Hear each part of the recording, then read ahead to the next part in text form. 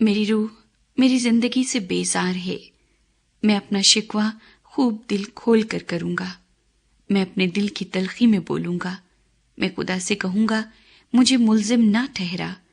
مجھے بتا کہ تو مجھ سے کیوں جھگڑتا ہے.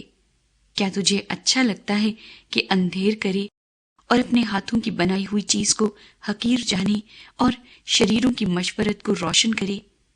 کیا تیری آنکھیں گوشت کی ہیں یا تو ایسے دیکھتا ہے جیسے آدمی دیکھتا ہے؟ کیا تیرے دن آدمی کے دن کی طرح اور تیرے سال انسان کے ایام کی مانند ہیں کہ تو میری بدکاری کو پوچھتا اور میرا گناہ ڈھونڈتا ہے؟ گو تجھے معلوم ہے کہ میں شریر نہیں ہوں اور کوئی نہیں جو تیرے ہاتھ سے چھڑا سکے. تیرے ہی ہاتھوں نے مجھے بنایا اور سراسر جوڑ کر کامل کیا. پھر بھی تو مجھے ہلاک کرتا ہے. یاد کر کہ تو نے گندی ہوئی مٹی کی طرح مجھے بنایا، اور کیا تو مجھے پھر خاک میں ملائے گا؟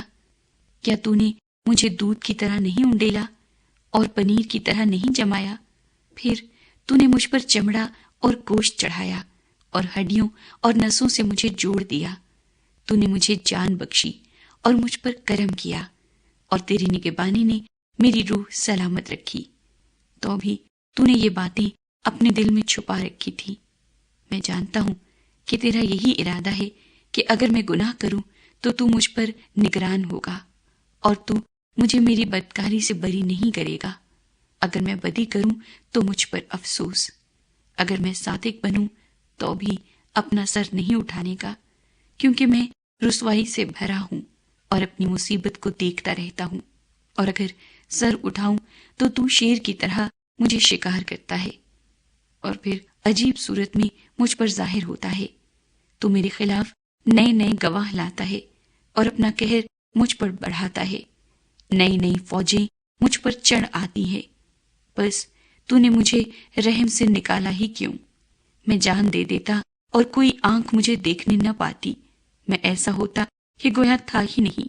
میں رحم ہی سے قبر میں پہنچا دیا جاتا. کیا میرے دن تھوڑے سے نہیں؟ باز آ اور مجھے چھوڑ دے تاکہ میں کچھ راحت پاؤں، اس سے پہلے کہ میں وہاں جاؤں جہاں سے پھر نہ لوٹوں گا، یعنی تاریکی اور موت اور سائے کی سرزمین کو. گہری تاریکی کی سرزمین جو خود تاریکی ہی ہے، موت کے سائے کی سرزمین جو بے ترتیب ہے، اور جہاں روشنی بھی ایسی ہے جیسی تاریکی. تب زوفر ناماتی نے جواب دیا،